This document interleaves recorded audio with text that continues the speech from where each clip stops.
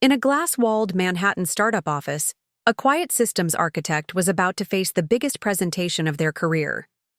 What started as routine late-night coding sessions took a shocking turn when they came face-to-face with a client who demanded to meet the real mastermind.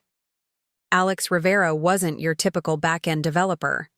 For 6 months, they had spent their life rebuilding a failing fintech platform in secret, known for their ability to solve impossible cryptographic puzzles that others couldn't even understand.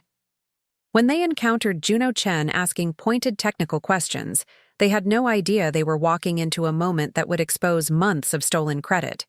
Alex's embedded mathematical signature that would lead to the complete unraveling of their manager's deception. What began as invisible overnight work would become a $3 million reckoning.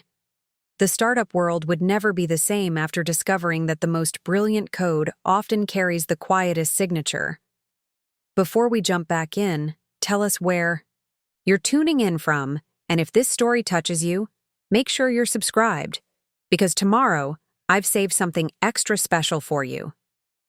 I knew I was screwed the minute Miles called me kiddo in front of the board picture, this a room, full of venture capitalists who wear Patagonia vests like priest robes and me. 37 sleeves rolled up hands still trembling from a triple espresso-fueled sprint to finish the damn platform that kept this rotting startup alive. And there's Miles leaning, back in his ergonomic chair, like he just solved climate change, scrolling through my commit history with the confidence of a guy who once watched The Social Network and thought Zuckerberg was the hero. But let me back up because this whole mess started 6 months ago in my shoebox apartment, 2 subway stops from our Manhattan office, which is basically a WeWork with delusions of grandeur. I'm talking about the kind of place where they serve kombucha on tap, and the bathroom has a sign that says wash your code instead of wash your hands. Real cute stuff until you realize the servers are held together with duct tape and prayer. So there I am at 2:47 a.m. on a Tuesday, staring at dual monitors that cast this sickly blue glow across my living room, which doubles as my actual office, because working from home means working from wherever your laptop doesn't overheat and die. The dishes are stacked like a Jenga tower in my sink. There's a half-eaten sandwich from yesterday growing questionable mold, and my cat merge conflict is judging me from his perch on top of my router. But I'm in the zone building something beautiful. See, the thing about good code is it's like poetry. Except instead of making English majors cry, it makes systems actually work. And what I was building wasn't just any system, it was the backbone of our entire fintech platform, the part that handles the money, the part that keeps client funds from disappearing into the digital void, the part that, if done wrong, sends executives to federal prison. Our previous CTO, Rage, quit 3 weeks earlier after discovering that our payment gateway was held together with what he called architectural spaghetti, which is tech speak for holy shit. This is going to explode. He left behind a code base that looked like it was written by caffeinated monkeys with a deadline and a grudge against future maintainers. I volunteered to fix it. Not because I'm a hero, but because I'm the only one who understood how deep the rabbit hole went, the area framework, that's what I called it. After my sister, who died 2 years ago in a car accident, she was the one who got me into cryptography. Back in college, always said security was like building a house. For secrets, you don't just want strong walls. You want walls that know how to hide what's behind them. So I built Aria to be invisible, bulletproof, and elegant, like she would have wanted. Miles didn't know any of this. Of course, Miles, who showed up to our daily stand-ups at 11 a.m. with a green juice and a hangover, talking about synergizing our deliverables and streamlining our workflow optimization, while I sat there with my 3rd cup of coffee, wondering if anyone else noticed he'd never committed a single line of code to our repository. Ever great progress on the backend refactor team, he'd say, gesturing vaguely at the Kanban board like he was conducting an orchestra of sticky notes. Really shows what we can accomplish when we collaborate. Collaborate being Miles speak for. Alex did all the work while I took credit in Slack messages to the CEO. Devin, The junior developer, fresh out of a boot camp with enough enthusiasm to power a small city, would nod eagerly. Taking notes on everything Miles said, she reminded me of myself 5 years ago, before I learned that in tech, the loudest voice wins even when it's saying nothing. Devin asked good questions, though. Questions like, who wrote the elliptic curve implementation? And why is the commit history so sparse on attribution questions that made Miles uncomfortable? But I kept my mouth shut because I'd been burned before back in grad school, when my advisor claimed my thesis as a collaboration turned out my breakthrough. In quantum-resistant cryptography was really our breakthrough when it came time to publish. And by our he meant his name first, mine second, in a font so small, you'd need a magnifying glass to find it. So when Miles forwarded my builds to the board, labeled as team deliverables, I just smiled and kept coding because the work speaks for itself. Right, wrong. The work speaks for whoever has the microphone, and Miles had purchased the premium sound system that Tuesday night I was putting the finishing touches on Aria's signature protocol, a little piece of digital DNA that would prove authorship, even if someone tried to scrub the attribution. It was like signing your name in invisible ink that only showed up under ultraviolet light, except instead of UV. It required knowing exactly where to look and what questions to ask. I embedded it deep in the cryptographic logic wrapped in comments that looked like standard documentation, but were actually breadcrumbs for anyone technical enough to follow. The trail, do not delete critical patch, I wrote, knowing Miles would see it as generic boilerplate instead of what it really was, a digital signature that spelled out A. R in the mathematical language of elliptic curves. By 4 a.m., I was done. The platform was bulletproof, scalable, and ready to handle millions of dollars in transactions without breaking a sweat. I pushed the final commit under my usual anonymous handle, AR, and stumbled to bed feeling like I'd just built a cathedral out of ones and zeros. 8 hours later, Miles was in my inbox. Kiddo, great work on the platform. Updates really shows team spirit. Like he'd been there grinding through the documentation and debugging the edge cases. Instead of posting inspirational LinkedIn quotes about hustle culture, the next morning stand-up was peak Miles theater. He pulled up the commit history on his laptop, squinting at it like he was reading ancient Greek, which honestly wasn't far from the truth. So we've got some major updates to the security framework, he announced to the room. Really proud of how the team came together on this one. Devin raised her hand. Which team members worked on the cryptographic implementation? She asked innocently. Miles blinked twice, which in his case meant his brain was buffering.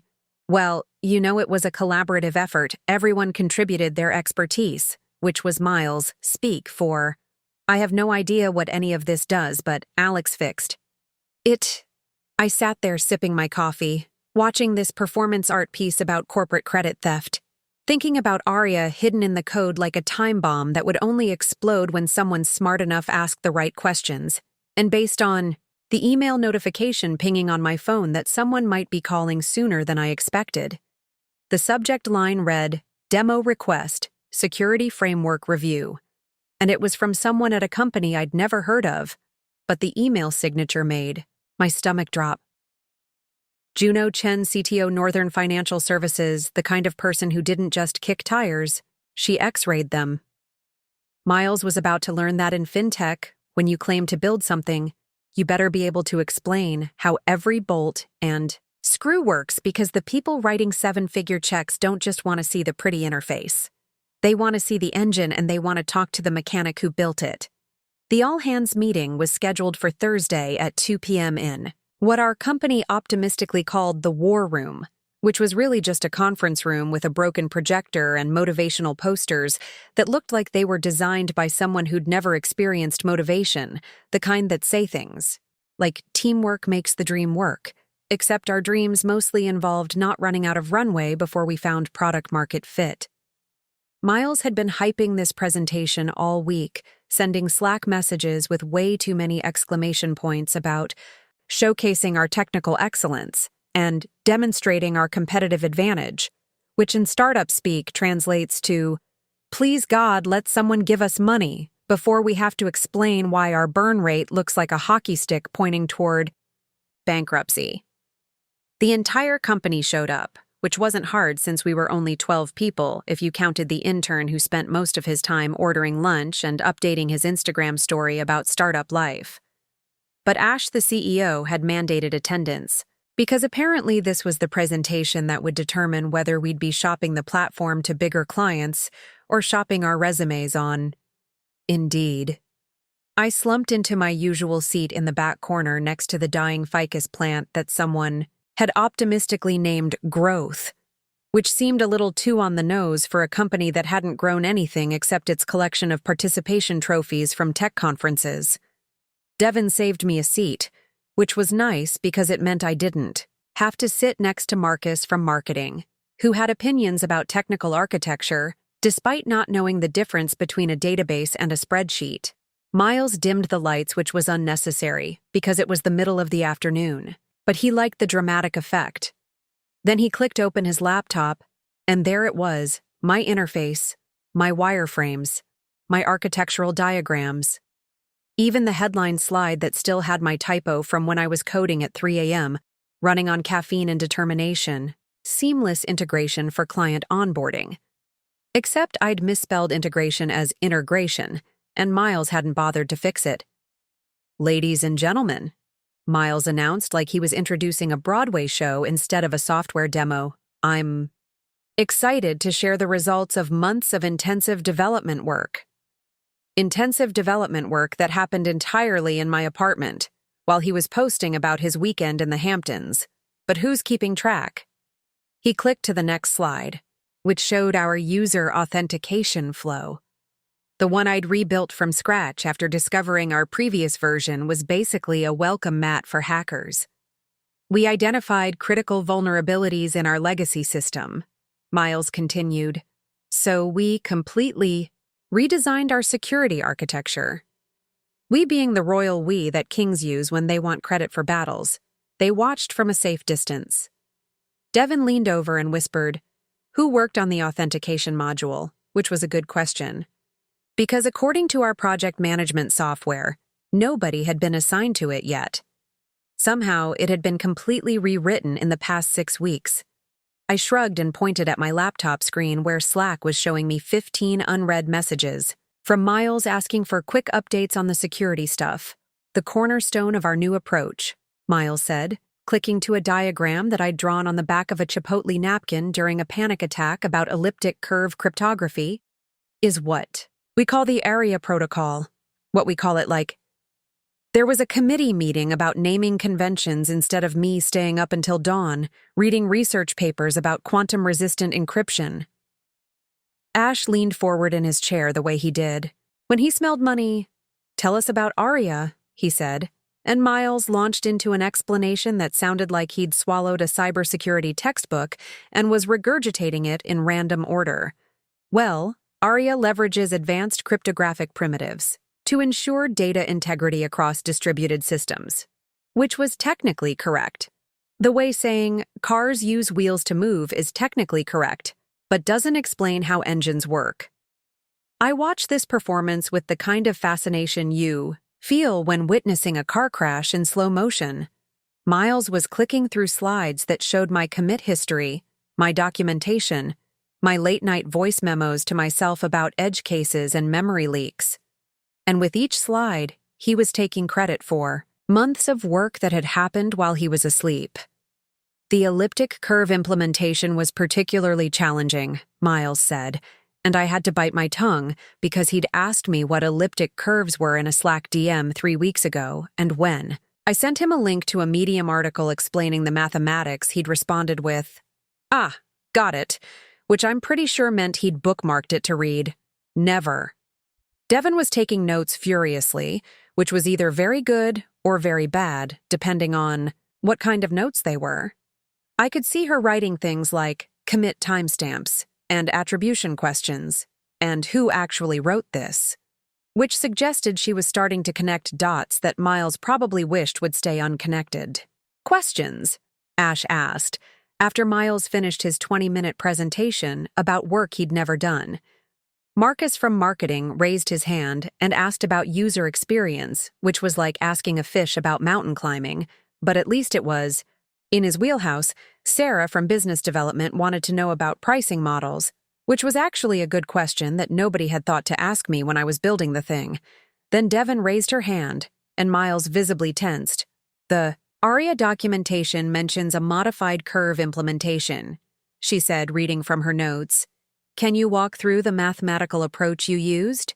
And I watched Miles's face go through several stages of panic before settling on his default expression of confident ignorance. Well, the mathematical details are quite complex, Miles said, which was his way of saying, I have no idea what you're talking about.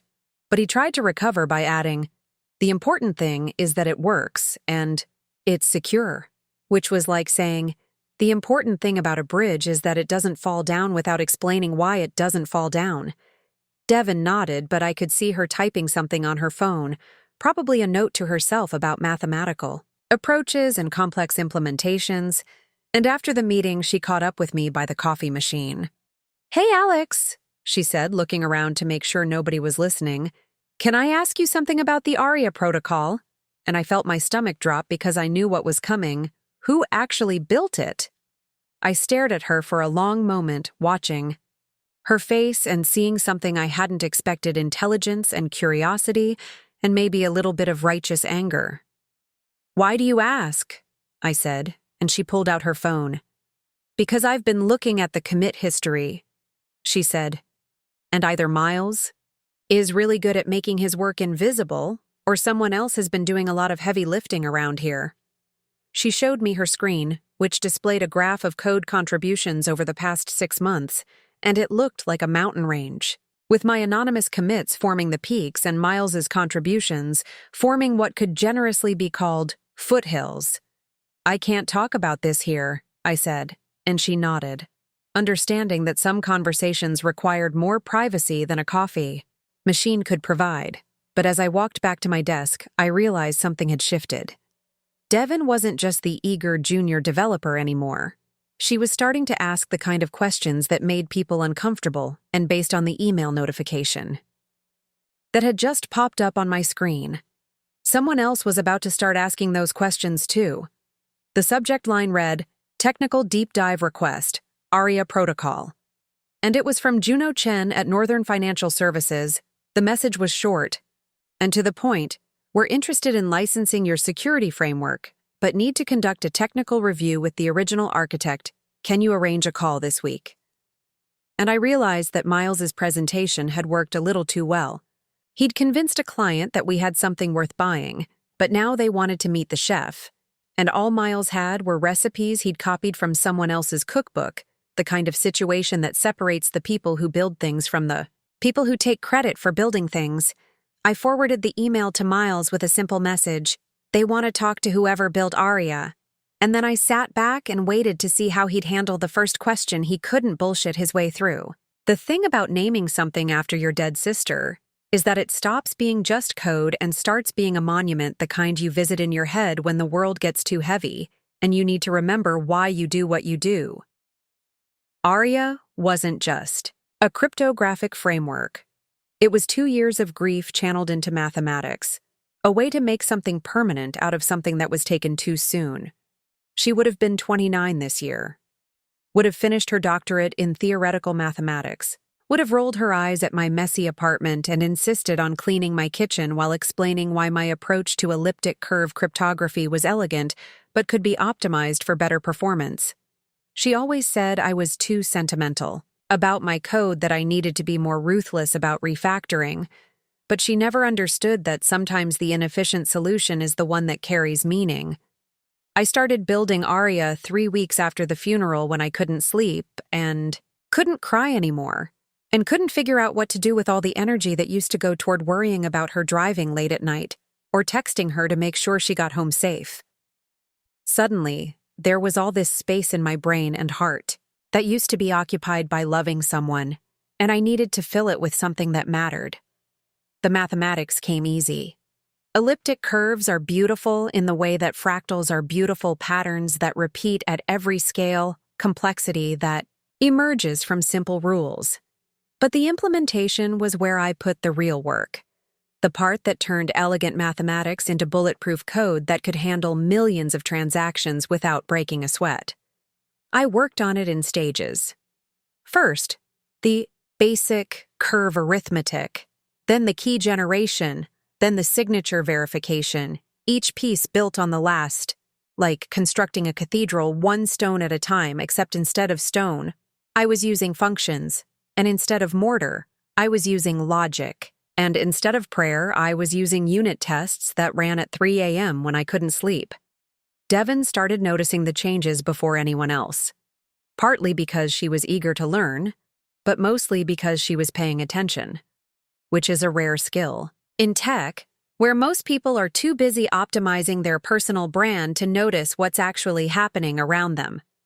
She'd see me pushing commits at weird hours and ask questions about the new modules that were appearing in our codebase. "Hey, Alex," she said one morning, catching me at the coffee machine, which had become our unofficial meeting spot. "I was looking at the ARIA module documentation and I'm confused about something," which was her polite way of saying, "This code is way more sophisticated than anything our team has produced before." I tried to play it casual. "What's confusing about it?" I asked, while internally calculating how much I could explain, without revealing that I'd been single-handedly rebuilding our entire security infrastructure during the hours when normal people sleep. "Well, the elliptic curve implementation uses some techniques I haven't seen before," she said, pulling up the code on her laptop. "Like this signature verification algorithm. It's similar to ECDSA, but there are modifications that make it more resistant to certain types of attacks," which was exactly what I'd intended, but not something I expected a bootcamp graduate to notice. "Where did you learn about elliptic curve cryptography?" I asked, and she shrugged. "YouTube University and way too much free time." She said, "But seriously, who wrote this, because it's either genius or completely insane and I can't tell which." Which was the kind of compliment every cryptographer dreams of receiving from someone who actually understands what they're looking at. That's when I realized Devon might be the only person in the company who could appreciate what ARIA actually was, not just from a business perspective, but from a technical one. She understood that the seemingly simple API calls were hiding months of careful optimization, that the elegant interface was built on top of extremely complex mathematics that worked correctly, even in edge cases most developers never think about. "Hypothetically," I said, "if someone was working on this kind of project, what would you want to know about it?" And she thought for a moment. "Hypothetically, I'd want to know if the person building it understood the implications of their design." "Choices," she said. "Because this isn't just secure, it's paranoid.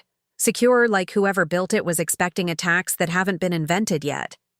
Which was exactly right, because ARIA wasn't just about protecting client funds. It was about protecting them from threats that might emerge in 5 or 10 years when quantum computers start breaking current encryption standards. "Hypothetically," I said, "what would you do if you found out someone was taking credit for work they didn't do?" And her expression got serious. "Hypothetically, I'd document everything and wait for the right moment to set the record straight," she said. "Because in tech, your reputation is everything, and letting someone steal your work is like letting them steal your future." Which was when I realized Devon wasn't just smart, she was strategic. The digital signature I embedded in ARIA wasn't just vanity, it was insurance. A way to prove authorship that couldn't be erased or modified without breaking the entire system. I buried it deep in the cryptographic logic disguised as a standard security check, but actually spelling out my initials in the mathematical language of modular arithmetic.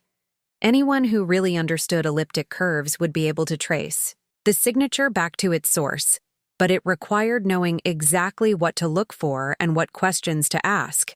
The kind of knowledge that separates people who build things from people who use things built by others. Miles never bothered to understand the technical details. He just saw that the platform was working and clients were interested, and that was enough for him to start taking credit in board meetings and investor pitches. But credit without understanding is just borrowed time.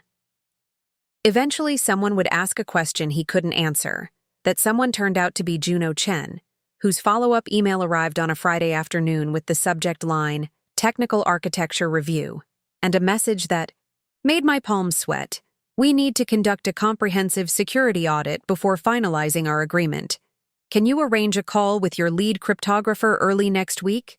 Lead cryptographer, like we had a whole department of people working on advanced mathematics instead of one overworked systems architect who learned elliptic curves from research papers and Stack Overflow and pure stubborn determination. Miles forwarded the email to me with a single line, "Can you handle this?" which was his way of admitting he had no idea what Juno was talking about. I spent the weekend preparing documentation that I'd never planned to share flowcharts explaining the mathematical foundations of ARIA test results, showing how it performed under various attack scenarios, even a glossary of terms for anyone who wanted to understand what they were actually buying instead of just trusting that it worked. But the more I prepared, the more I realized this wasn't just about explaining technical details to a client. This was about proving ownership of something I'd built in secret, while someone else took credit in public. Juno wasn't just evaluating our security framework. She was about to discover who actually built it on Sunday night. I added one final touch to the area documentation, a header that read, Original Implementation by A. Rivera, with a timestamp showing when the first commit was made, and a digital signature that could be verified against the embedded mathematical proof in the code itself, not because I was planning to out Miles, though that would be a side effect, but because ARIA deserved to have its creator's name attached to it, the way cathedrals have architects' names carved in hidden corners, the way paintings have signatures tucked into landscapes, the way everything meaningful carries some trace of the person who made it. Monday morning, Miles called an emergency team meeting. Big opportunity, he said with the kind of enthusiasm that usually preceded disaster. We're doing a technical demo for Northern Financial Services, and they want to go deep on the security architecture. Going deep, being Miles speak for, someone is about to ask questions I can't answer. Who's presenting? Devin asked, and Miles looked at me.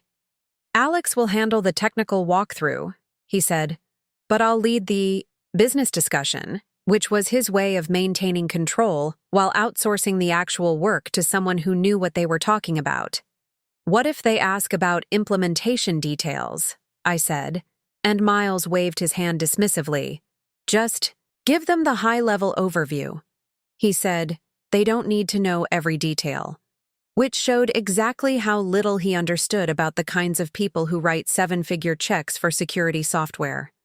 They absolutely wanted to know every detail. That night, I sat in my apartment staring at the ARIA codebase, thinking about invisible signatures and delayed recognition, and the difference between building something and taking credit for building something in 12 hours. I'd be explaining my sister's mathematical legacy to a stranger who might be the first person to really understand what I'd built, and for the first time in months, I wasn't invisible anymore. Whether that was good or bad remained to be seen. But at least it was true. The Zoom call was scheduled for Tuesday at 10 a.m., which meant Miles showed up at 9:47 with his hair still wet from the shower and that particular brand of panic that comes from realizing you're about to be tested on material you never studied. He'd spent the weekend sending me increasingly frantic Slack messages like, quick refresher on the cryptographic stuff, and what should I know about elliptic curves? As if 6 months of advanced mathematics could be summarized in a bullet point list. I wasn't invited to the call, which was Miles's first mistake, though, to be fair. He didn't know it was a mistake yet. In his mind, this was just another sales presentation where he could charm his way through technical questions with buzzwords and confidence. But Juno Chen wasn't the kind of person who got charmed by buzzwords. She was the kind of person who asked follow-up questions that exposed whether you actually knew what you were talking about.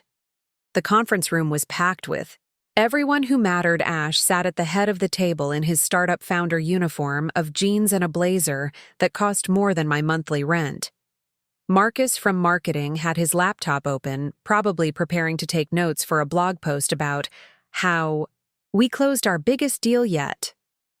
Sarah from business development was shuffling through contract terms, and Devin was in the corner with her notebook, which had become her signature move at important meetings. I watched from my desk through the glass wall that separated the conference room from the rest of the office, which gave me a perfect view of what was about to become either the greatest sales presentation in company history or the most spectacular technical meltdown, depending on how deep Juno decided to dig into the details. Miles opened with his standard pitch about revolutionary fintech solutions and paradigm-shifting security architectures.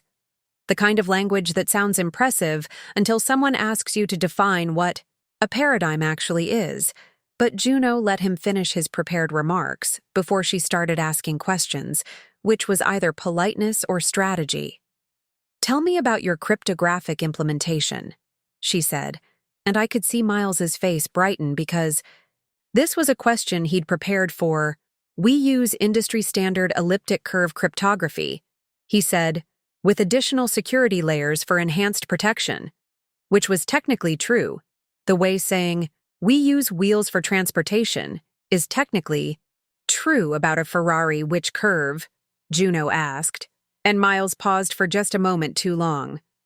"We use a modified version of CCP256K1, he said, which was correct but incomplete, like knowing the name of a song without understanding the lyrics. Modified. "How?" Juno pressed, and I watched Miles do that thing where he tried to look thoughtful while his brain was actually buffering.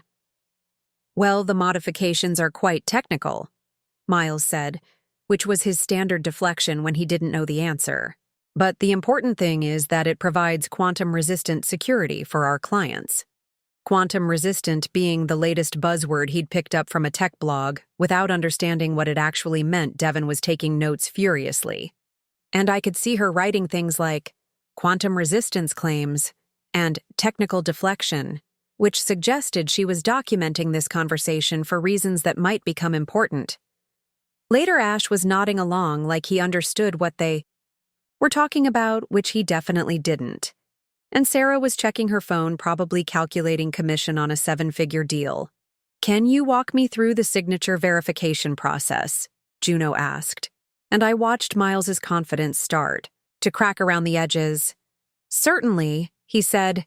"We use a multi-layered approach that ensures data integrity across all transactions," which was like explaining how a car works by saying it has an engine without mentioning combustion or pistons, or any of the actual mechanics. "Specifically, though," Juno said, "what's your approach to preventing signature malleability attacks?" And I saw Miles's face go completely blank because signature malleability wasn't something you could bullshit your way through. It required understanding the mathematical properties of elliptic curve operations and the specific vulnerabilities that arise when signatures aren't properly canonicalized. "That's handled by our security framework," Miles said weakly. "We have comprehensive protection against all known attack vectors," which was the kind of non-answer that works in board meetings, but fails spectacularly when you're talking to someone who actually understands cryptography. I watched through the glass as Juno leaned forward slightly, which in body language terms was the equivalent of a shark smelling blood. "Your documentation mentions something called the ARIA protocol," she said. "Can you explain how that differs from standard ECDSA implementations?" And that's when Miles made his second mistake. Instead of admitting he didn't know the technical details, he tried to fake his way through an explanation. "ARIA uses advanced mathematical techniques," he said, "to provide enhanced security beyond traditional approaches," which was like trying to explain quantum physics by saying it involves very small things. "What mathematical techniques specifically?" Juno asked, and Miles started talking about proprietary algorithms and cutting-edge research, while I sat at my desk watching this technical train wreck unfold in real time through a glass wall like some kind of corporate reality show. Devin caught my eye through the glass and held up her phone, showing me a Slack message. "Is he making this up as he goes along?" And I replied with a single emoji, the facepalm, which seemed to capture the situation perfectly.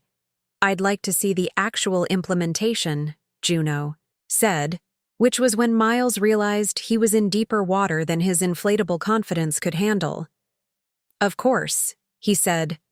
"Let me connect you with our technical team for a deeper dive." Technical team being a generous description of me sitting alone at my desk with a cup of coffee and a growing sense of inevitability. Actually, Juno said, I'd prefer to speak directly with whoever designed the ARIA protocol.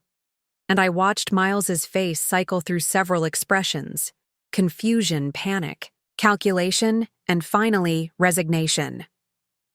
Let me check on availability, he said, which was his way of buying time to figure out how to handle a situation he'd never planned. For the call ended with polite promises to follow up and schedule a technical review. But I could see through the glass that Ash was not happy. His body language had shifted from confident startup founder to concerned investor, trying to figure out why his CTO couldn't answer basic questions about his own product. Miles stayed in the conference room after everyone else left, probably trying to process what had just happened or maybe Googling elliptic curve cryptography crash course, while I sat at my desk thinking about the email that was probably already being drafted by Juno's team requesting a one-on-one technical session with the actual architect of the system.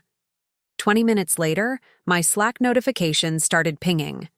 Miles had sent a company-wide message. Great call with Northern Financial, they're moving forward with technical due diligence next week, which was spin doctor speak for, I completely bombed the technical questions, but we're still alive. Then a direct message popped up from Devon Coffee, which was her way of saying, we needed to talk. Somewhere the glass walls couldn't eavesdrop. And 5 minutes later we were standing by the coffee machine, which had become our unofficial truth-telling station. That was painful to watch, she said quietly. He couldn't answer a single technical question. And I shrugged because pointing out the obvious felt redundant. The client knows. Devon continued. You could see it in her face. She knows he didn't build what he's claiming to have built. What makes you think that? I asked. Though we both knew the answer, because I've been looking at the commit history, she said, and either Miles is the most modest developer in history who never takes credit for his own commits, or someone else has been doing all the actual work around here. That's when my phone buzzed with an email notification from an address I didn't recognize, but the subject line made my stomach drop. Technical review request, ARIA protocol architecture. And when I opened it, the message was short and direct. We need to schedule a comprehensive technical review with the original architect of your ARIA implementation. Please confirm availability for a video call this week. Juno Chen, CTO, Northern Financial Services. I showed the email to Devon and watched her eyes widen. She wants to talk to whoever actually built it, she said, and I nodded because there wasn't much else to say. The moment I'd been dreading and anticipating for months was finally here. Someone was going to ask me questions that only the real architect could answer. What are you going to do? Devon asked, and I looked back through the glass wall at Miles, who was still in the conference room, probably crafting an email to Ash about how the technical review was just a formality before they signed the contract. I'm going to tell the truth, I said, which felt strange after months of letting other people take credit for my work. The whole truth, Devon asked, and I thought about Aria's mathematical signature embedded in the code like a time capsule waiting to be discovered. We'll see how many questions she asks, I said, because the truth has layers, and sometimes you only reveal as much as people are prepared to understand. But based on Juno's questions during the call, she was prepared to understand quite a bit. The email sat in my inbox for 3 hours before I opened it again. Like somehow the words might change if I waited long enough. We need to schedule a comprehensive technical review with the original architect of your ARIA implementation, which was corporate speak for, we know someone's been lying to us and we want to talk to the person who actually built this thing. Juno Chen wasn't messing around. Her follow-up message included a detailed agenda, mathematical proofs, signature verification algorithms, threat modeling, and something called cryptographic authorship verification, which sounded ominous until I realized what she was really asking for. She wanted to see the digital fingerprints that proved who actually wrote the code. I forwarded the email to Miles with a simple message, they want to meet with whoever built ARIA, and then sat back to watch him realize that his strategy of taking credit for work he didn't Understand had an expiration date that was rapidly approaching. His response came back in under 5 minutes.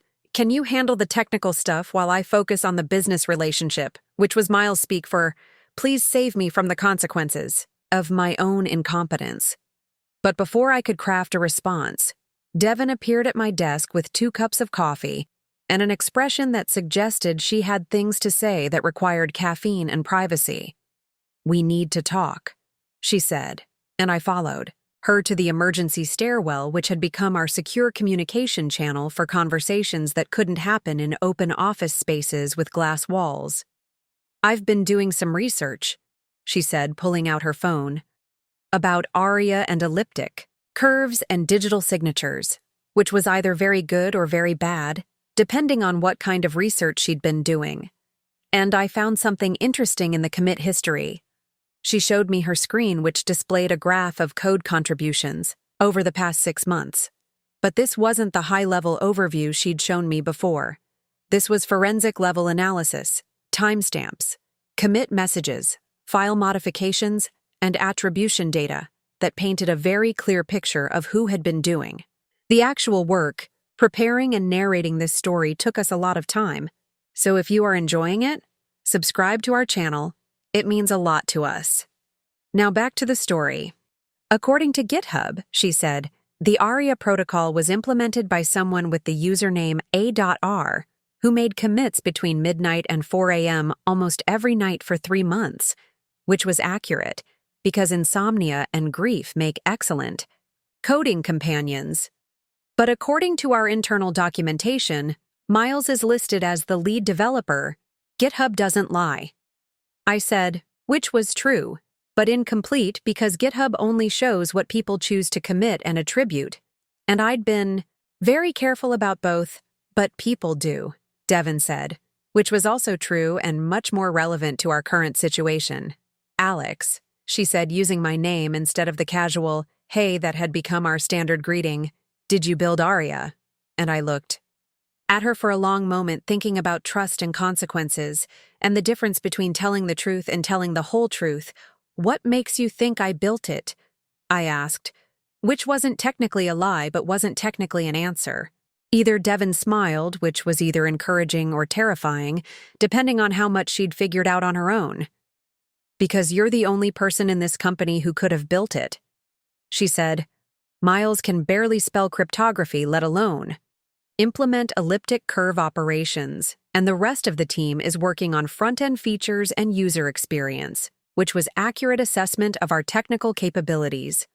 Hypothetically, I said, if someone had built Aria, what would you want to know about it? And Devin thought for a moment, which suggested she'd already considered this possibility. Hypothetically, I'd want to know why they let someone else take credit for their work, she said, and what they planned to do when that person inevitably got exposed for not knowing what they were talking about, which were excellent questions that I'd been avoiding thinking about for months. Maybe they didn't have a choice. I said, maybe they tried to get credit before and got burned, which was more truth than I'd intended to share.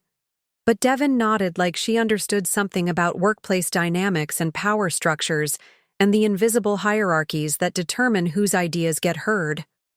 Or maybe, she said, they were waiting for the right moment to prove authorship. And she showed me another screen, this one, displaying the mathematical structure of Aria's signature algorithm with annotations that made my stomach drop because she'd found the embedded signature. This is really clever, she said, pointing to a section of code that looked like standard cryptographic boilerplate.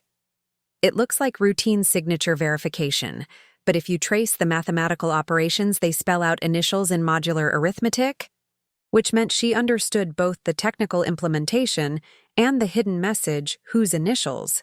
I asked, though we both knew the answer, A.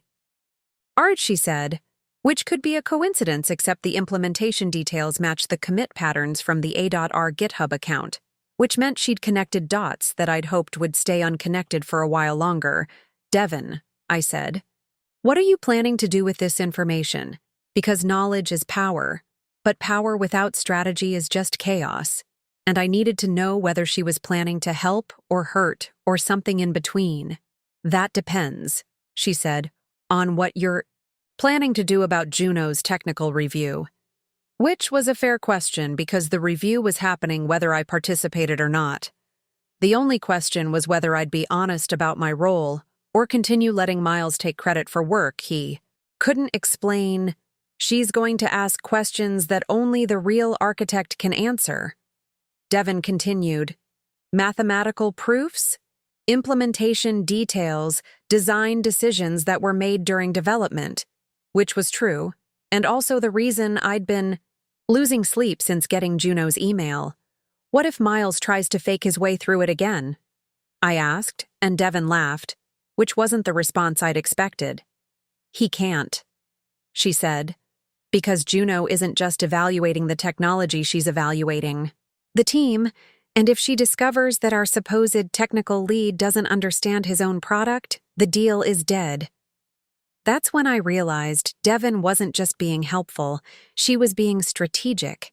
She understood that the company's future depended on this technical review going well, and that meant the real architect needed to be in the room answering questions. So, what do you think I should do? I asked, and she pulled up another screen on her phone. This one showing an email draft addressed to Ash and Miles with a subject line that made my heart race. Technical review preparation, personnel recommendations. I think you should let me send this, she said, and showed me the message, which was carefully worded, but essentially said that the technical review required the actual ARIA architect to be present, and that based on her analysis of the codebase, that person was me, not Miles. This could backfire spectacularly. I said because calling out Miles meant calling out the power, structure that had allowed him to take credit in the first place. Devin nodded but didn't back down, or it could finally give credit where credit is due. She said, and save the company from losing a 7-figure deal because our supposed technical lead doesn't know the difference between elliptic curves and elliptical machines. I thought about ARIA embedded in the code like a mathematical time bomb waiting for someone smart enough to find it. Thought about my sister who would have told me to stop being modest and start taking credit for my work. Thought about the client who was expecting to meet the person who actually understood what they were buying. What happens after you send that email? I asked, and Devin shrugged. Then, we find out whether this company values honesty or hierarchy, she said. And either way, at least we'll know where we stand. I looked at the email draft one more time, thinking about invisible signatures and delayed recognition, and the difference between building something and getting credit for building something. Send it, I said, and Devin hit send before I could change. My mind 30 seconds later, my phone buzzed with a calendar invitation. Emergency technical review meeting, scheduled for tomorrow morning with a note from Ash, need to discuss personnel for client presentation, which was corporate speak for. Someone's about to get thrown under the bus and we need to figure out who. But for the first time in months, I wasn't afraid of being invisible anymore, because Arya was about to sign her own name in mathematics that no one could fake or steal, or misattribute. And sometimes the best signature is the one that's hidden in plain sight until someone knows exactly where to look. The technical review call was scheduled for Friday at 2 p.m., which gave me exactly 72 hours to prepare for the most important conversation of my career. Juno had sent a detailed agenda that read like a final exam for a graduate course in applied cryptography, mathematical proofs, algorithm analysis, threat modeling, and something ominously labeled implementation. Walk-through with live code review. Miles had been conspicuously absent since Devin's email to Ash, which suggested he was either crafting a brilliant counter-strategy or updating his LinkedIn profile for a swift exit from the fintech industry. Ash called me into his office Thursday morning with the kind of expression that meant someone was about to have a very uncomfortable conversation. So, he said, gesturing for me to sit down, Devin seems to think you're more involved with the ARIA development than we initially understood. Which was diplomatic language for, apparently our CTO has been taking credit for work he didn't do, and now we need to figure out how screwed we are. What do you want to know? I asked, because there was no point in pretending anymore the mathematics didn't lie, and Juno was about to discover exactly who had built what regardless of what anyone claimed in meetings. Did you build Aria? Ash asked directly, which was refreshing after months of corporate double-speak and strategic ambiguity. Yes, I said, and watched his face cycle through several emotions: relief that someone actually understood the technology, panic about what this meant for Miles, and calculation about how to handle the client presentation. Why didn't you say anything? He asked, which was a fair question with a complicated answer. Because the last time I took credit for my work, my advisor published my research under his name, I said, and because Miles made it clear that he considered technical implementation to be team effort regardless of who wrote the actual code. Ash nodded like he understood workplace politics and power dynamics and the subtle ways that credit gets redistributed based on hierarchy rather than contribution. Well, now we need you to present to the client, he said. Can you handle that level of technical scrutiny? I built it. I said, I can explain it, which was true, but also understated because explaining Aria meant explaining 6 months of mathematical research and cryptographic implementation and emotional investment that went far beyond normal engineering work. Friday afternoon arrived with the kind of nervous energy that precedes either triumph or disaster. I'd spent the previous night preparing documentation that I'd never planned to share, architectural diagrams that showed not just what Aria did, but why it did it, and how each component contributed to the overall security model. Juno joined the call exactly on time with the kind of professional demeanor that suggested she took technical due diligence very seriously. Her background showed a clean office with multiple monitors and what looked like a whiteboard covered in mathematical equations, which was either intimidating or reassuring, depending on your perspective. Alex, she said after the introductions, I understand you're the architect behind the Aria protocol, which was the first time anyone had publicly connected my name with my work. That's correct, I said, and felt something shift in my chest like a weight I'd been carrying without realizing it. Let's start with the mathematical foundation. She said, can you walk me through your approach to elliptic curve selection? And I launched into an explanation that I'd rehearsed, but also lived for months talking about curve parameters and security considerations and the specific modifications I'd made to address potential quantum attacks. Juno asked follow-up questions that demonstrated she understood not just the surface details, but the deeper implications of each design choice. Why did you choose this particular approach to signature verification? She asked. And I explained the mathematical trade-offs between performance and security, and how Aria balanced both. Interesting, she said. Most implementations prioritize speed over quantum resistance, but your approach suggests you're planning for longer-term threats. Which was exactly right, because Aria wasn't just about protecting client funds today, it was about protecting them from attacks that might emerge in 5 or 10 years. Then she asked the question I'd been both dreading and anticipating. Can you show me the signature implementation? And I shared my screen displaying the core cryptographic functions that formed Aria's mathematical heart. This is elegant, Juno said, scrolling through the code.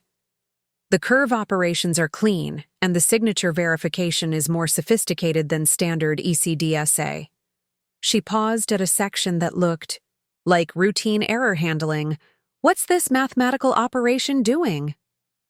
And that's when I realized she'd found it the embedded signature that spelled out my initials in modular arithmetic disguised as a security check, but actually serving as cryptographic proof of authorship.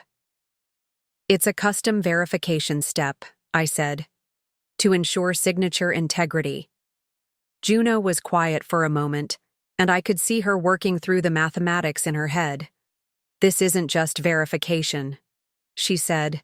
This is identification. The mathematical operations encode specific values that would be unique to whoever implemented them, which meant she understood exactly what she was looking at. Can you explain how someone would generate these specific values? She asked, and I felt my heart rate spike.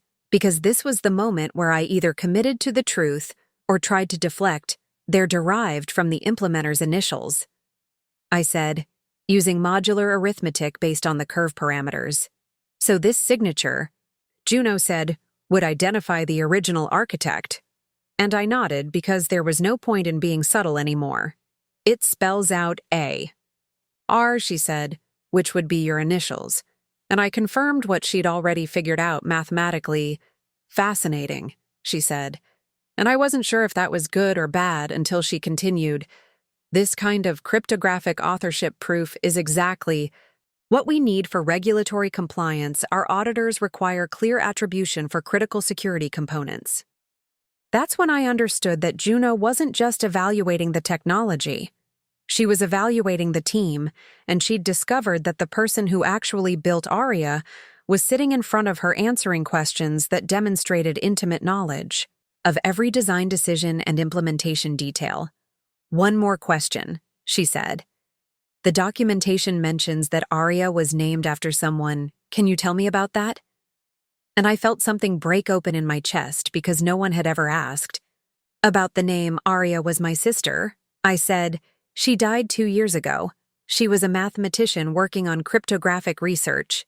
And Juno nodded with the kind of understanding that suggested she'd lost people too. Building something permanent is how we remember them, she said. Which was exactly right and exactly what I'd needed someone to understand about why Aria mattered beyond just technical specifications. Alex, Juno said, "This has been extremely helpful. I have everything I need for our security evaluation." And then she added something that changed everything. "We'll need the lead architect to remain on the project for implementation support. Would that be acceptable?" Which was corporate speak for, "We're signing the deal, but only if the person who actually built this stays involved." And I realized that Aria had finally signed her own name in a language that mattered to people who wrote 7-figure checks. Yes, I said that would be acceptable, and for the first time in months I felt like I was visible again.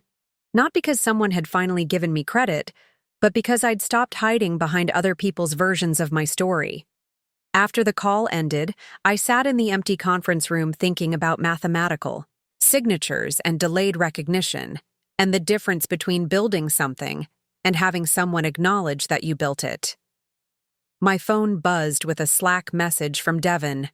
"How did it go?" And I replied with a single word, "Signed," which was true in more ways than one. Aria had finally found her voice, and it sounded exactly like mathematics. The news broke on Monday morning with the kind of corporate fanfare that makes you wonder if someone's overcompensating for something. Ash sent a company-wide email with the subject line, "Major win, $7. 3M deal closed," followed by 3 paragraphs of inspirational language about teamwork and innovation and breakthrough technology that would revolutionize fintech security. What he didn't mention was that the deal came with conditions specifically that the lead architect of the Aria protocol would remain on the project for the full implementation cycle, with their name listed on all technical documentation and their signature required for any modifications to the core cryptographic framework, which was corporate speak for, "We know who actually built this and we want them involved."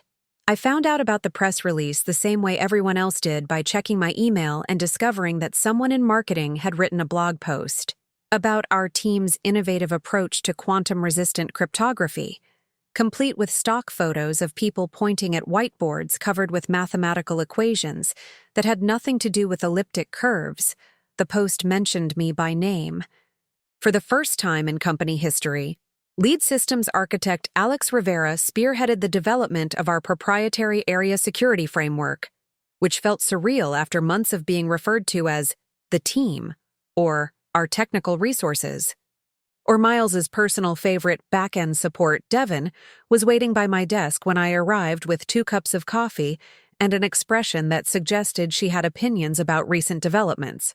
"So," she said, "how does it feel to finally exist in official company communications?" Which was her way of acknowledging that visibility had its own complications. "Weird," I said, because it was true. The attention felt uncomfortable after months of intentional invisibility, like suddenly being in a spotlight when you'd gotten used to working in the shadows. Good weird or bad weird? Devin asked. And I thought about it for a moment. Jury's still out, I said, because recognition was nice, but recognition that came with a 7-figure deal and regulatory compliance requirements, and the expectation that I'd suddenly become a public face for technology I'd built in secret felt like a different kind of pressure. That's when I noticed Miles wasn't at his desk, which wasn't unusual since he often showed up late with elaborate explanations about morning networking events or strategic coffee meetings, but by noon, he still hadn't appeared, and his Slack status had been set to away since Friday evening.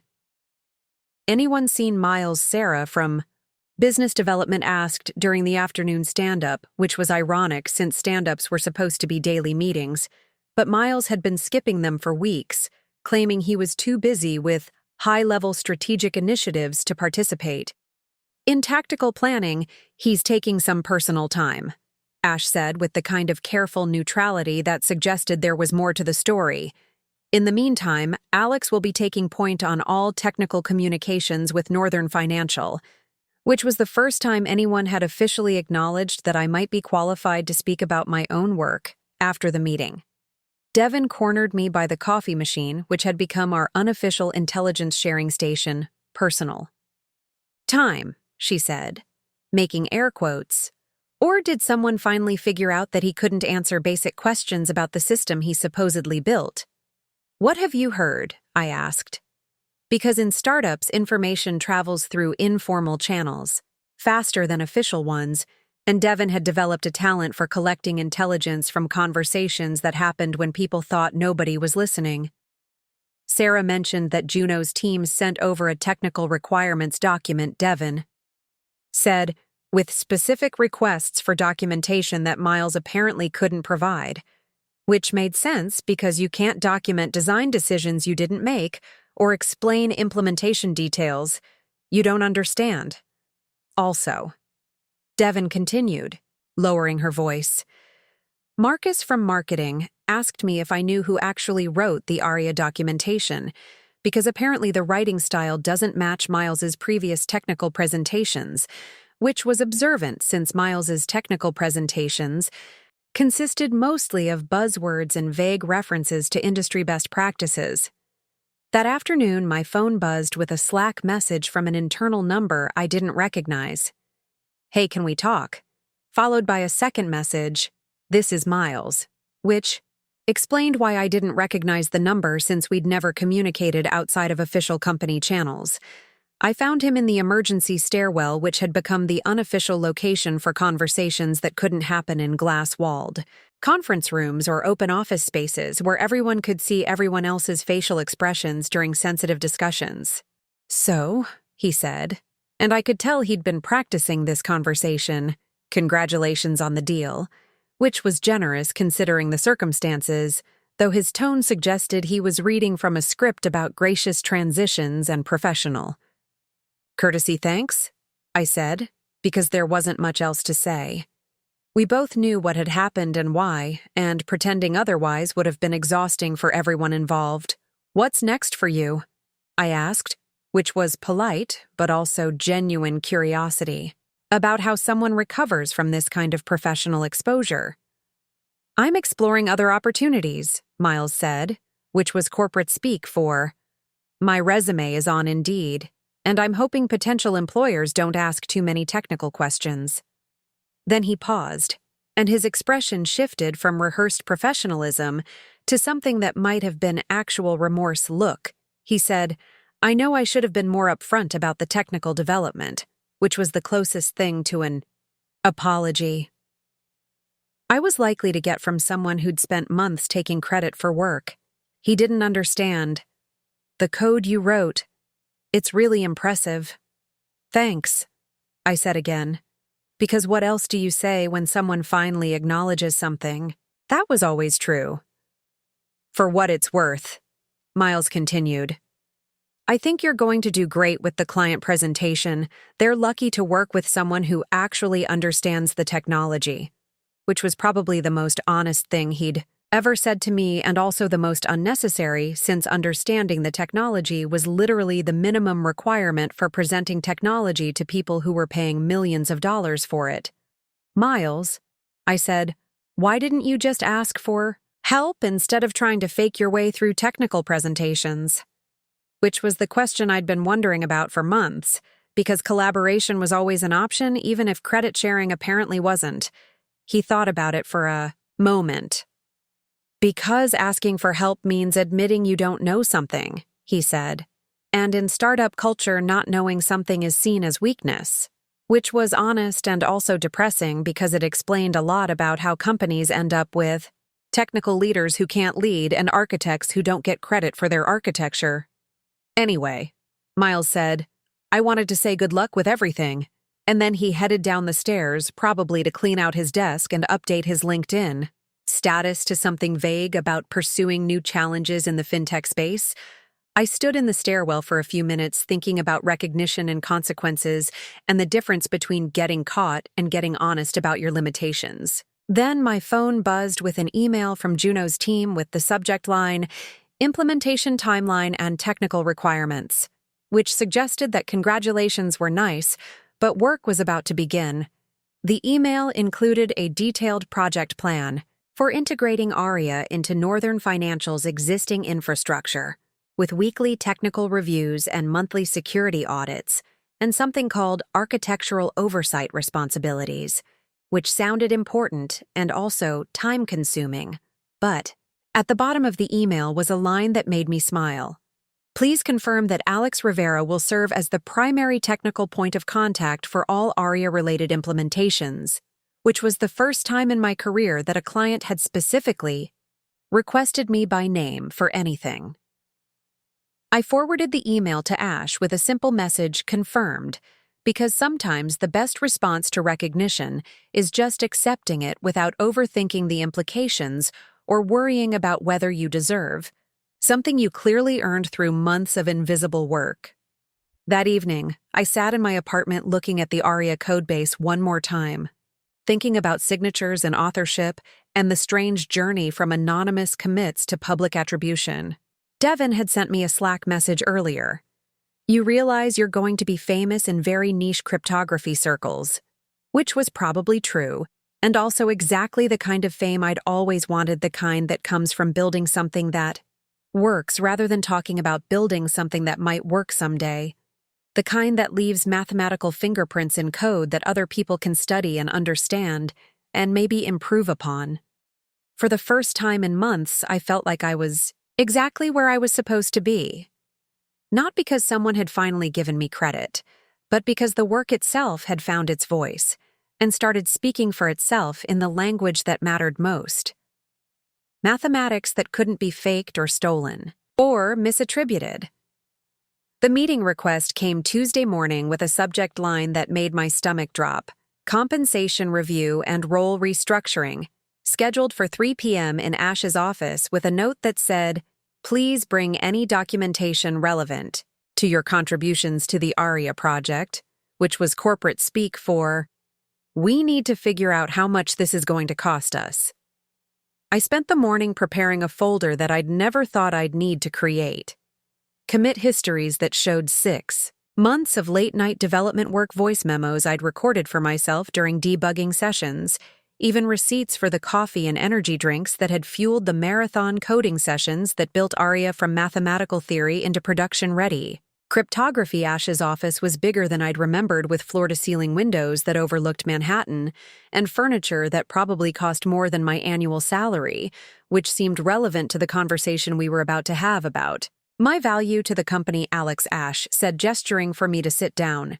"First of all, congratulations on the Northern Financial deal," which was nice, but also felt like the opening move in a negotiation where he'd already calculated how much my cooperation was worth. "We want to make sure you're properly compensated for your contributions." "What did you have in mind?" I asked, because there was no point in pretending this was just a friendly chat about career development when we both knew that Juno's contract requirements had fundamentally changed my position in the company hierarchy.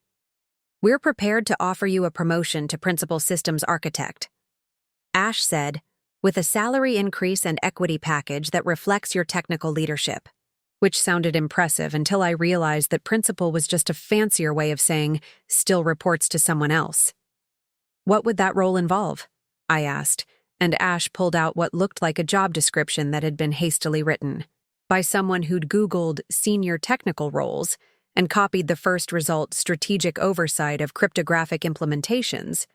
He read technical liaison with enterprise clients and something about architectural governance responsibilities, which all sounded like ways to make me responsible for Arya's success while keeping me embedded in the same corporate structure that had allowed Miles to take credit for my work in the first place. What about ownership attribution? I asked, and Ash looked confused. Ownership of what? He said, and I realized we were having different conversations. He was thinking about salary and titles, while I was thinking about the fundamental question of who gets credit for intellectual property. Arya, I said, who owns the mathematical framework? Well, the company owns all intellectual property developed by employees, Ash said with the kind of confidence that suggested he'd rehearsed this part. But obviously you'd be recognized as the primary architect, which was a nice gesture that didn't actually address the core issue. Ash, I said, Juno's contract specifically requires my signature on any modifications to the Arya framework. Which was true, and also the leverage I hadn't realized I had until that moment. What happens if I'm not available to sign? His expression shifted slightly, which suggested he'd done the math on what it would cost the company if their lead architect decided to become unavailable, Alex. He said, "We're all on the same team here," which was startup speak for, "Please don't make this difficult." Are we? I asked.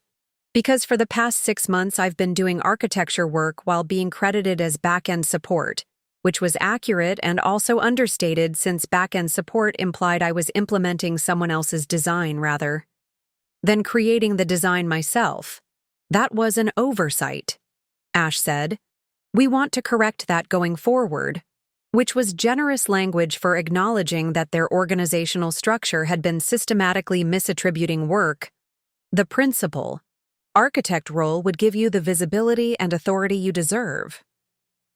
What if I don't want a principal architect role? I said, and watched his face cycle through confusion, then concern, then calculation, as he realized that the person holding his 7-figure deal together might not be interested in staying embedded in his corporate hierarchy.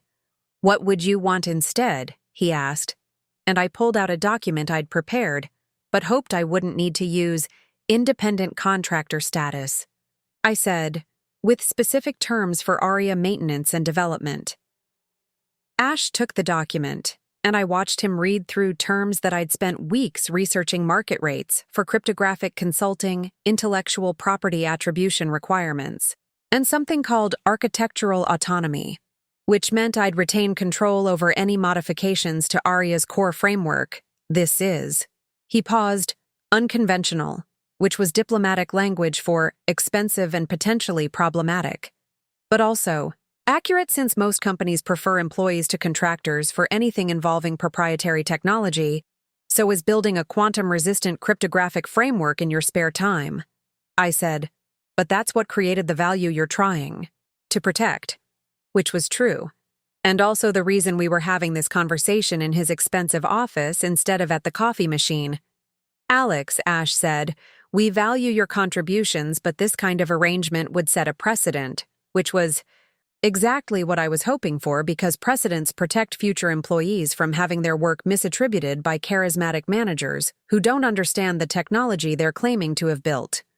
What precedent? I asked. That technical. Contributors get credit for their technical contributions, which seemed like a reasonable precedent for a technology company, though apparently not an obvious one. We need time to review this with legal, Ash said, which was corporate speak for. We need to figure out whether it's cheaper to pay your consulting rates or risk losing the Northern Financial deal. But also acknowledgement that my proposal was serious enough to require professional evaluation. That's fine, I said. Juno's team wants to start implementation next month, so we have a few weeks to figure out terms.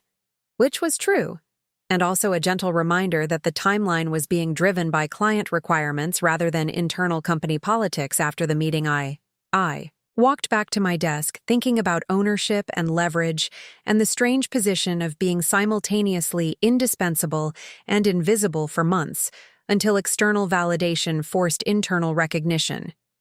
Devin was waiting with coffee and questions. "How did it go?" she asked, and I showed her the consulting proposal, which made her eyebrows rise. "You're going full independent," she said, which wasn't quite accurate. "I'm going full honest," I said, about the value of what I built and what it costs to maintain it, which was different from independence, but maybe a step toward it. "What if they say no?" Devin asked, which was a fair question with an uncertain answer. "Then I guess we find out whether they value the technology or just the revenue it generates." I said that evening I got an email from Juno's team with a new request. We'd like to discuss expanding the ARIA framework for additional use cases, followed by a technical specification that would require months of additional development work. I forwarded the email to Ash with a note. This would be outside the scope of the original project, which was my way of saying that expansion work would require separate terms and separate compensation.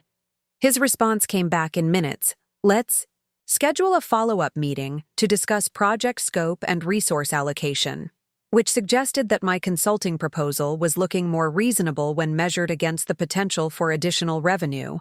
Sometimes the best negotiating position is being the only person who can deliver what the client actually wants, and sometimes that position emerges not from corporate politics, but from mathematical signatures hidden in code that prove authorship in ways that can't be disputed or delegated. 3 weeks later, I was sitting in a WeWork space in Brooklyn that cost less per month than our Manhattan office spent on kombucha, surrounded by freelancers and consultants, and people who'd figured out that you can build valuable things without needing someone else's permission or corporate validation. The consulting agreement had taken 2 weeks to negotiate, and 1 week for legal to approve terms that essentially acknowledged what had always been true, that I'd built ARIA, and therefore, I controlled how it evolved.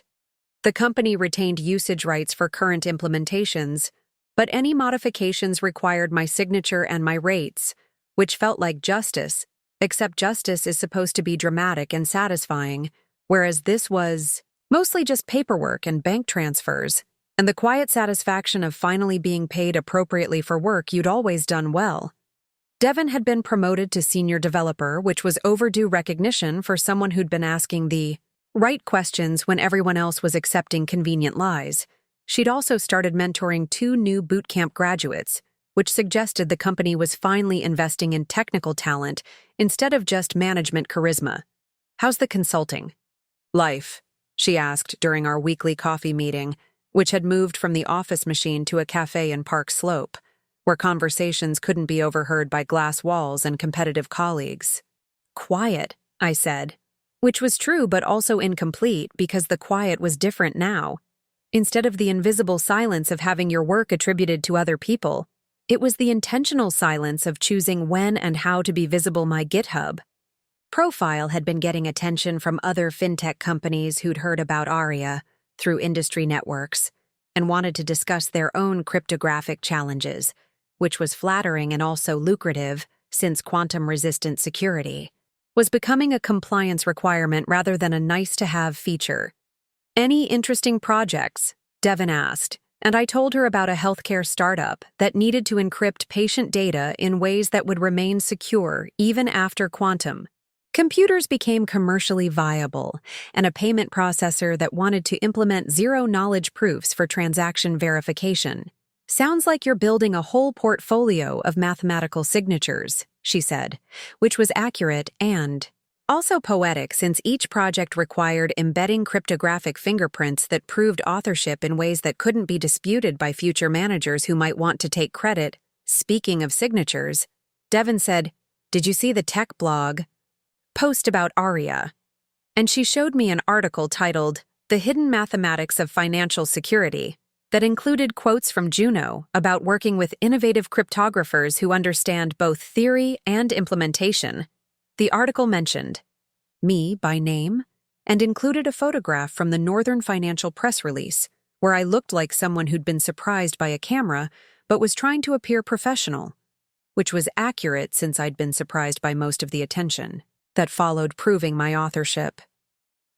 "You're becoming famous in very specific circles," Devin said, which was true, and also exactly the kind of fame I'd always wanted, the kind that comes from solving real problems with elegant mathematics, rather than talking loudly about problems you don't understand. That afternoon, I got an email that made me laugh. Subject line: Domain Purchase Inquiry, North Grotto. Calm, from someone at our old company who apparently needed to rebrand after Miles's departure had created what marketing euphemistically called messaging challenges. I'd bought the domain 6 months earlier during a moment of paranoid preparation, when I realized that having technical leverage meant thinking strategically about all the ways that leverage could be exercised, including the digital real estate that companies sometimes forgot they needed until it was too late. "We understand. You may own certain domains that would be valuable for our rebranding efforts," the email said. "Please let us know if you'd be interested in discussing a purchase arrangement," which was corporate speak for, "We made some mistakes and now we need to buy our way out of them." I replied with a simple message: North Grotto. "Com is available for $150,000 cash payment. Only no installments, no ongoing relationship requirements," which was probably more than they wanted to pay, but exactly what I thought it was worth. Considering the circumstances, their response came back: "In 2 hours, that seems high for a domain name," which showed they didn't understand that they weren't just buying a web address. They were buying their way out of the consequences of not properly attributing technical work. "The price reflects the full value of the digital asset," I replied, "including the SEO history and brand recognition associated with cryptographic innovation," which was consultant speak for, "You should have thought about this before you let your technical lead take credit for work he didn't do." They paid the full amount without further negotiation, which suggested that rebranding was urgent enough to justify the expense, or maybe they'd done the math on what it would cost to rebuild their technical reputation. From scratch that evening, I sat in my Brooklyn apartment looking at the ARIA codebase one more time, thinking about signatures and recognition, and the strange journey from anonymous commits to independent consulting contracts. Merge conflict. My cat had claimed the spot next to my keyboard where he could judge my coding decisions and occasionally walk across important keys at crucial moments, which seemed appropriate since the best technical decisions usually involve some element of chaos. My phone buzzed with a calendar notification, voice memo recording, which was a reminder I'd set for myself to document lessons learned from the whole experience, not for anyone else, but for future me, who might forget how it felt to finally be visible, build quietly. I said into the recording app, but sign everything, which seemed like good advice for anyone who planned to create valuable things in environments where credit gets redistributed based on volume rather than contribution.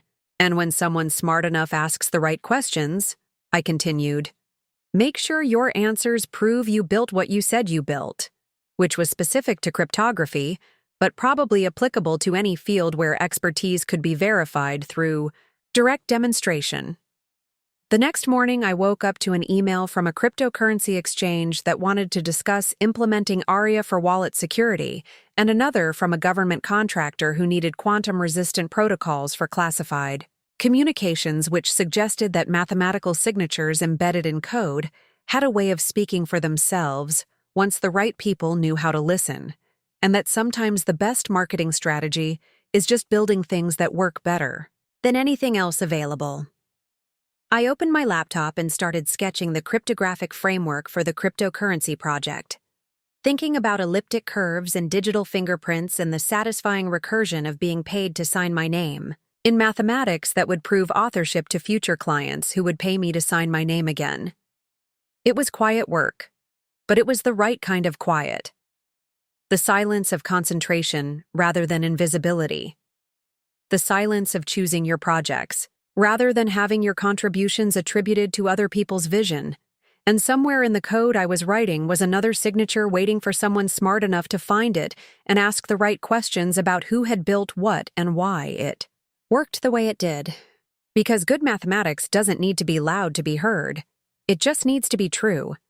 6 months after the domain sale, I was sitting in my Brooklyn apartment on a Tuesday morning that felt like any other Tuesday, except for the email notification that popped up on my screen with a subject line that made me laugh out loud. Urgent business proposal, time-sensitive opportunity, from someone calling themselves the Director of Strategic Partnerships at what used to be my old company, the E. Message was 3 paragraphs of corporate desperation disguised as a professional opportunity. We're reaching out regarding a potential collaboration on cutting-edge cryptographic solutions.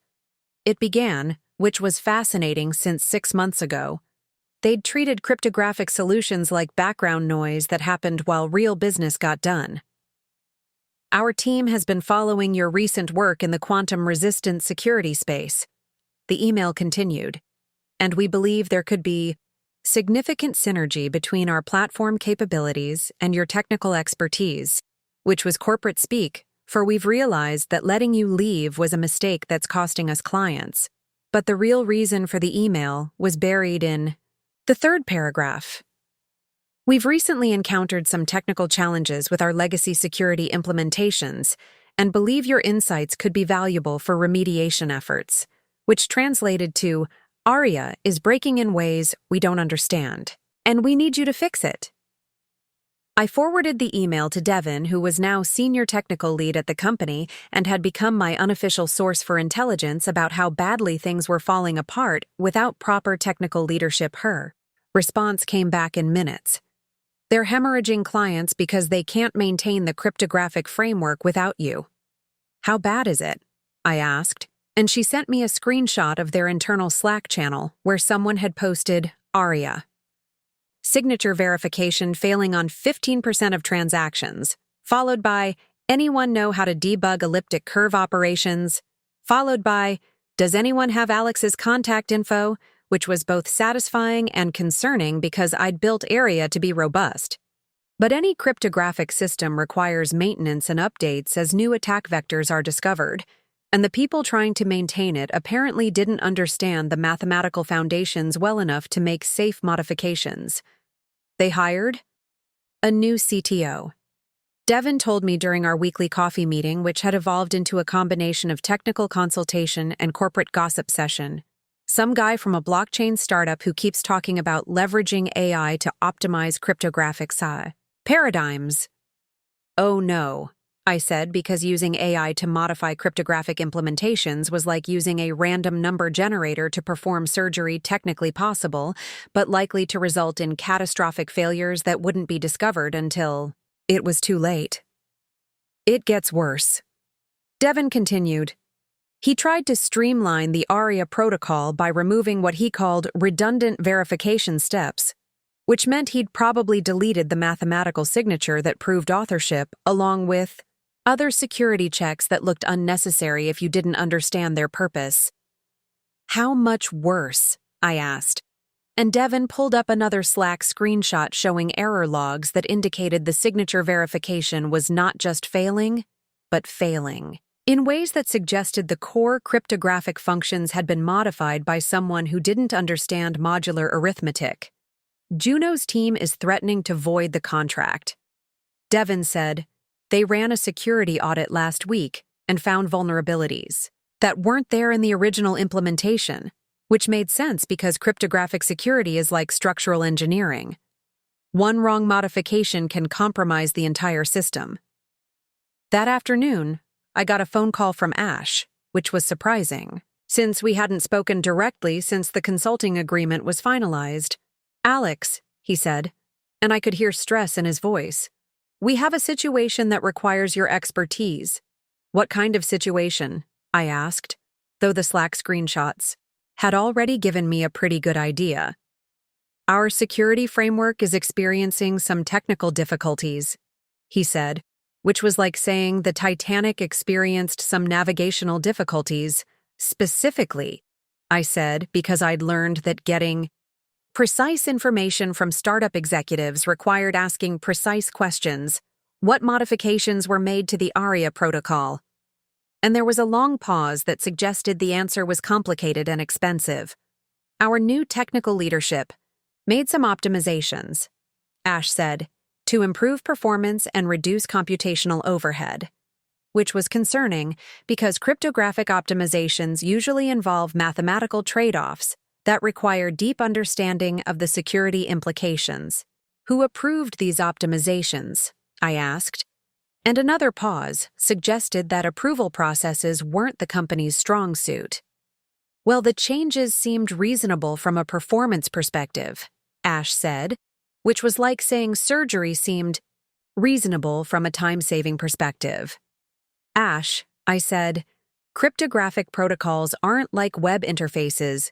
You can't just optimize them for performance without understanding the mathematical consequences, which was apparently news to someone who'd hired a CTO based on blockchain buzzwords rather than actual cryptographic knowledge. Can you fix it? He asked, and I realized this was the conversation he'd been building toward since the phone call started. That depends, I said, on how much damage was done and whether you're prepared to pay consulting rates for emergency cryptographic remediation. What would that involve? Ash asked, and I pulled up my standard emergency consulting contract, which included premium rates for work that had to be done under tight deadlines with regulatory compliance implications.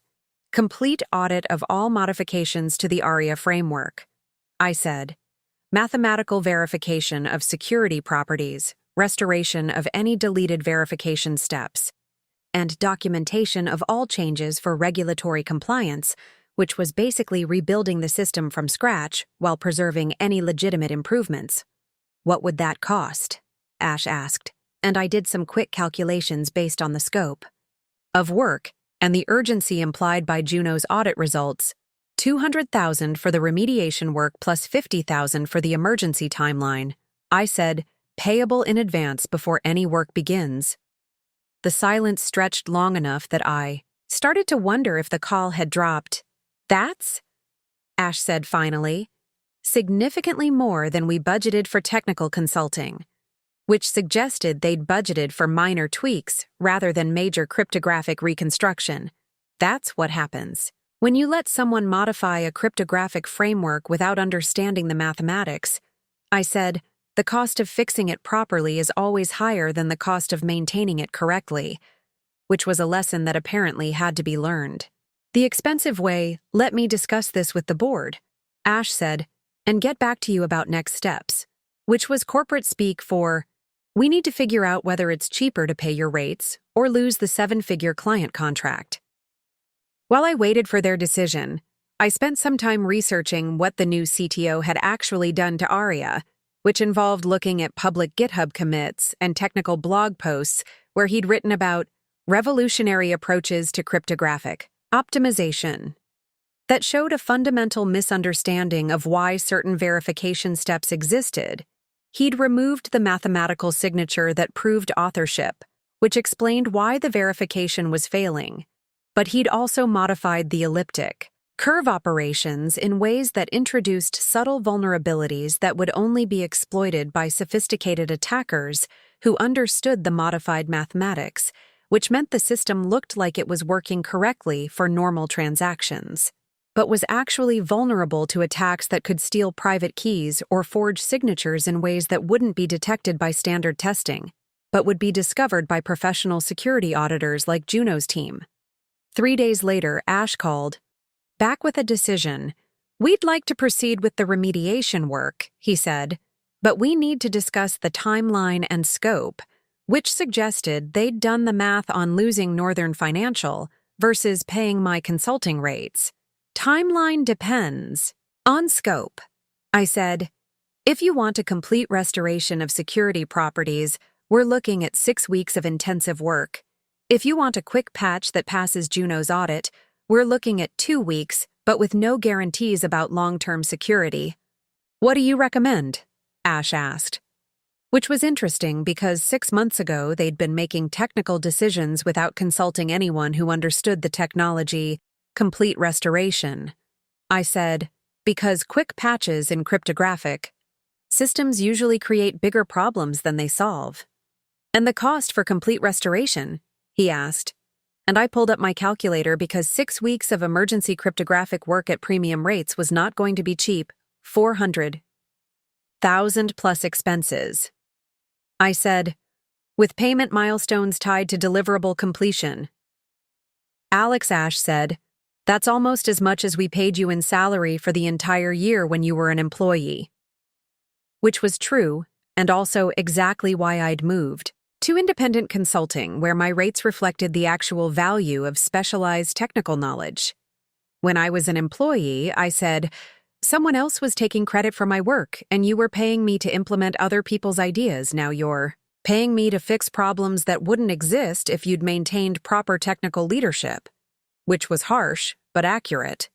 And also the reason emergency consulting rates are higher than maintenance consulting rates, because fixing other people's mistakes is more expensive than preventing mistakes in the first place.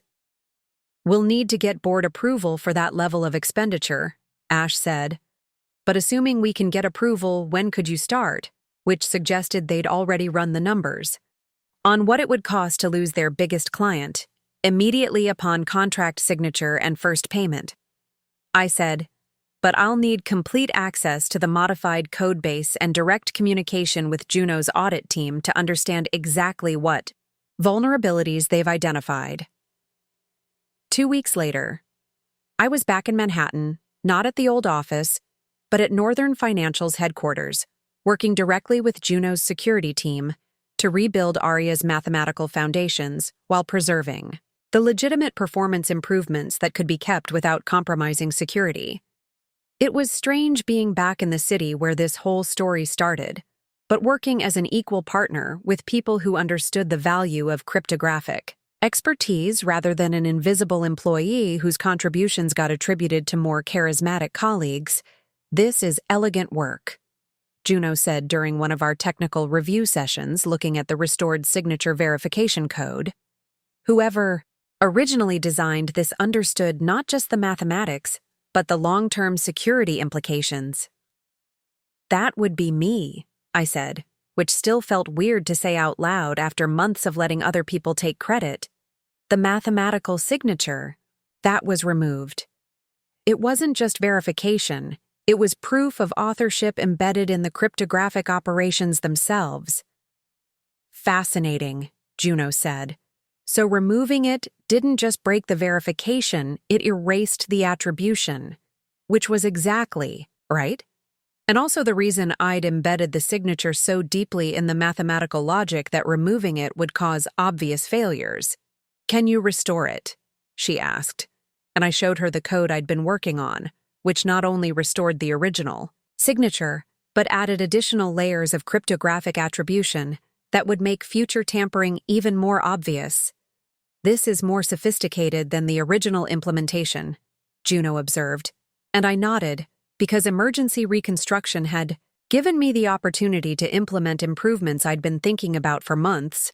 Sometimes you have to break something to rebuild it better, I said, though usually that's intentional rather than accidental, which made her laugh in the way that people laugh when they've dealt with technical incompetence masquerading as innovation.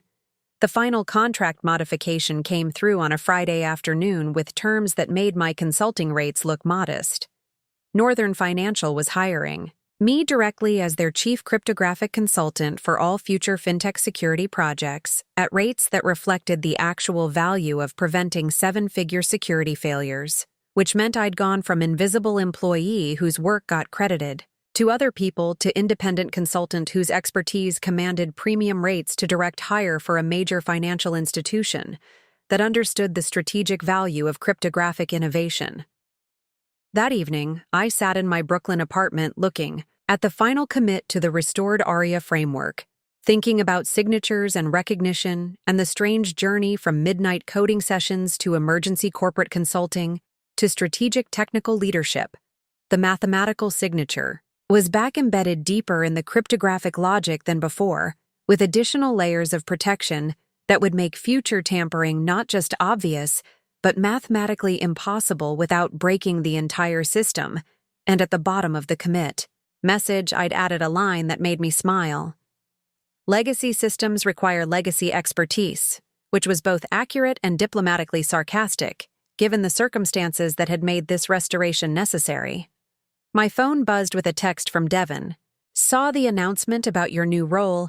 Congratulations on becoming exactly what you always were, just with better pay and actual recognition, which was true, and also a good summary of how visibility works in technical fields. Sometimes you have to let other people break what you built before they understand why you built it the way you did. And sometimes the cost of fixing their mistakes is what finally makes them recognize the value of your original work. But the best part wasn't the consulting fees or the recognition or even the satisfaction of proving that I'd been right about the technical implementation all along. The best part was opening my laptop each morning to work on cryptographic problems that mattered, solving mathematical puzzles that protected real money for real people who trusted that the security would work, even when they didn't understand how it worked. Because good cryptography isn't about being seen or heard or credited. It's about being mathematically correct in ways that can be verified by anyone smart enough to check the proofs and robust enough to protect against attacks that haven't been invented yet. And if you embed your signature deep enough in the mathematics, it will speak for itself when the right person asks the right questions, which is all any technical person really wants. Recognition that comes from the work itself, rather than from whoever has the loudest voice in the conference room. I closed my laptop and made myself dinner thinking about tomorrow's problems. Elliptic curves that needed optimization, quantum-resistant protocols that needed implementation, and the quiet satisfaction of building things that work correctly even when nobody's watching, because the best signature isn't the one that everyone can see. It's the one that proves authorship to anyone who understands the mathematics well enough to verify it. And sometimes that's the only recognition that really matters. 6 months later, I got an email from a computer science student who'd found my published papers on quantum-resistant cryptography. Your work on elliptic curve signatures is brilliant. They wrote, especially the ARIA protocol. The mathematical elegance is inspiring. Which was the kind of recognition that actually meant something validation from someone who understood the mathematics rather than the business implications. Someone who could read the code and appreciate not just what it did, but how it did it. I replied with encouragement and some references for further reading, because the best way to sign your work is to inspire other people to build on it and improve it, and maybe embed their own signatures in the mathematical foundations of systems that will protect future transactions in ways we haven't imagined yet. And late that night, sitting in my apartment with merge conflict purring on my keyboard, I opened the ARIA codebase one more time, thinking about legacy and authorship and the strange recursion of recognition that comes from building things that outlast the circumstances that created them. Somewhere in those mathematical operations was proof that good work speaks for itself eventually.